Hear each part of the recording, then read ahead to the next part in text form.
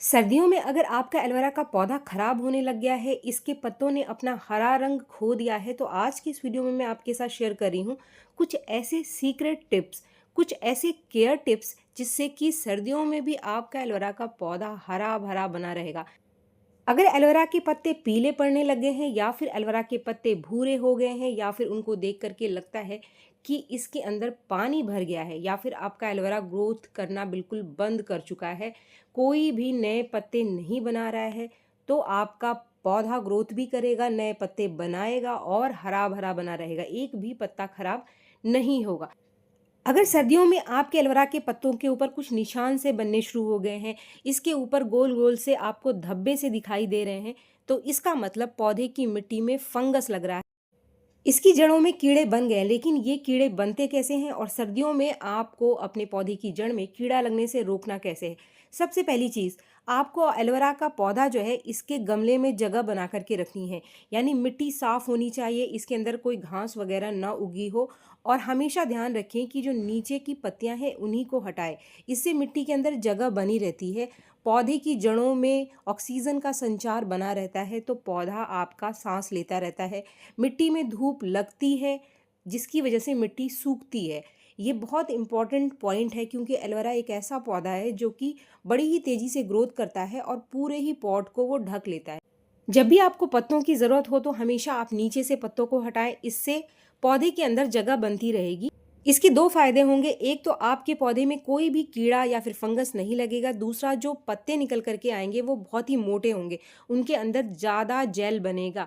अगर आपके एलोवेरा के पत्ते बहुत ही पतले पतले निकल करके आते हैं तो इसका मतलब आपके पौधे के अंदर बहुत ज़्यादा पत्ते हैं, ज़रूरत से ज़्यादा पत्ते हैं, इसीलिए आपका पौधे के जो पत्ते हैं वो पतले हैं, जेल कम बन रहा है। तो इसीलिए हमेशा नीचे से आप पत्तों को हटाएं, इससे पत्तों के पतले होने और जेल न बनने की जो समस्या है वो बिल्कुल भी नहीं आएगी। इसके बाद जो दूसरा ट्रिक, जो कि दूसरा केयर टिप है, आपको अपने पौधे के ऊपर करते रहना चाहिए और जिसका ध्यान रखना है विशेष रूप से सर्दियों में, आपको पौधे की जो मिट्टी है इसको जमने से रोकना है। इसके लिए बहुत ही एक आसान सा तरीका है कि समय समय पर मिट्टी की गुड़ाई करते रहें।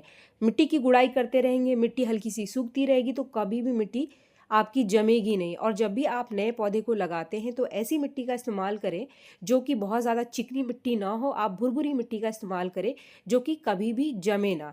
इसके साथ ही मैं आपके साथ एक और पॉइंट शेयर कर दूं कि अगर आपके पौधे के अंदर नए पप्स यानी नए छोटे छोटे पौधे निकल करके आएँ तो आप पौधे में ही लगे रहने दो, यानी इसी पॉट में लगे रहने दो।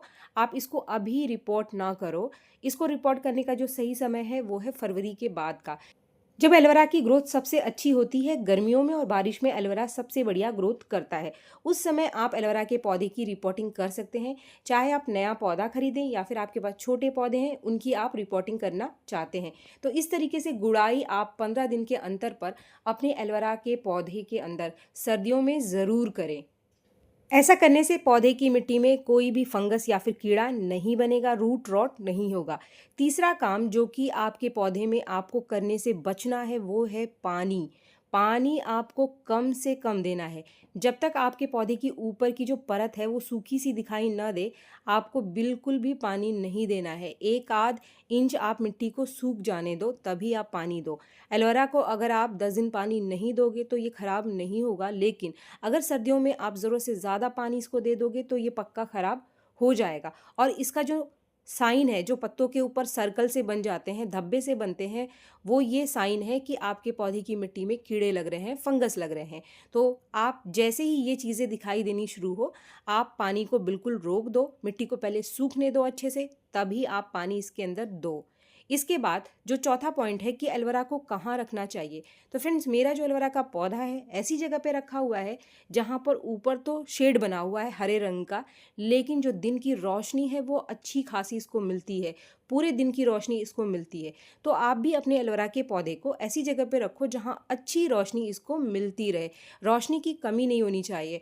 अगर एक आध घंटे की धूप सुबह की इसको मिल जाती है या फिर शाम की धूप मिल जाती है तो इससे मिट्टी सूख जाती है। ये भी एक बहुत ही अच्छी चीज़ है आपके एलोवेरा के पौधे के लिए, आपका पौधा स्वस्थ रहेगा, कभी भी खराब नहीं होगा आपका एलोवेरा का पौधा।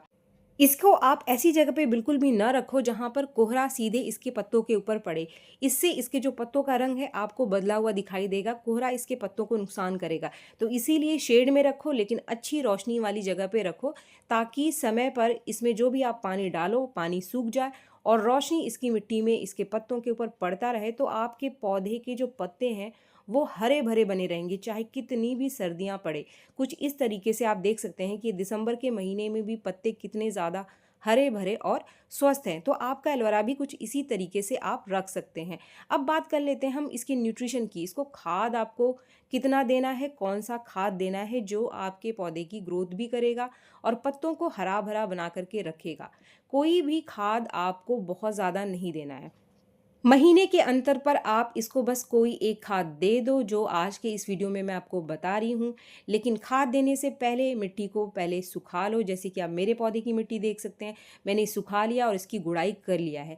अब जो भी खाद मैं आपको बता रही हूँ, ये बहुत ही बढ़िया नेचुरल फर्टिलाइज़र है और आपको आपके घर में ही मिल जाएगा, आपको कहीं से लेने की ज़रूरत नहीं पड़ेगी।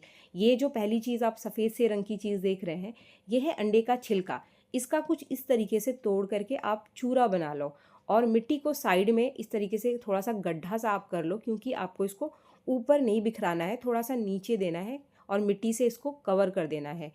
बहुत ज़्यादा नहीं देना है, मुश्किल से ये एक अंडे का छिलका था जो मैंने इस पौधे को दिया। और क्योंकि मेरा पौधा काफ़ी बड़ा है तो मैं इसको कम से कम 2 जगह इस खाद को दूंगी, पूरे पौधे में ना फैला के। बस हल्का सा आप गड्ढा सा बना लो एक जगह, और एक जगह इस चूरे को मैंने दे दिया।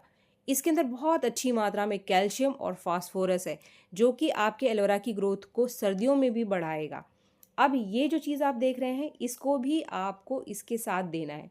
फ्रेंड्स, इस वीडियो में मैं आपके साथ 3 चीज़ें शेयर कर रही हूँ, 3 खाद, जिसको कि आपको साथ में देना है। ये तीनों ही आपके पौधे की ग्रोथ को बढ़ाएंगे और कीड़े और फंगस से भी आपके पौधों को बचाएंगे। ये जो चीज़ आप देख रहे हैं, ये है चाय की पत्ती। सूखी चाय की पत्ती जो चाय की छन्नी में बच जाती है, इसको आप धो करके सुखा लो। इस तरीके से एक जगह गड्ढा बना करके मैंने इसको दे दिया। लगभग अगर नाप कर आप देखोगे तो 1 चम्मच सूखे अंडे का चूरा था और 1 चम्मच से थोड़ा सा ज़्यादा मैंने चाय की पत्ती ली थी। तो इस तरीके से एक जगह गड्ढा बना करके मैंने इसको दे दिया। अब यही काम मैं इस पौधे के अंदर दूसरी जगह कर रही हूँ। ये दूसरी जगह मैंने गड्ढा बनाया और वहाँ पर भी लगभग मैंने अंदाजे से ही 1 चम्मच अंडे के छिलके का चूरा और 1 चम्मच ये सूखी चाय की पत्ती, जिसको अच्छे से आपको पहले धूप में सुखाना है। दोनों को ही धूप में आप सुखा लो।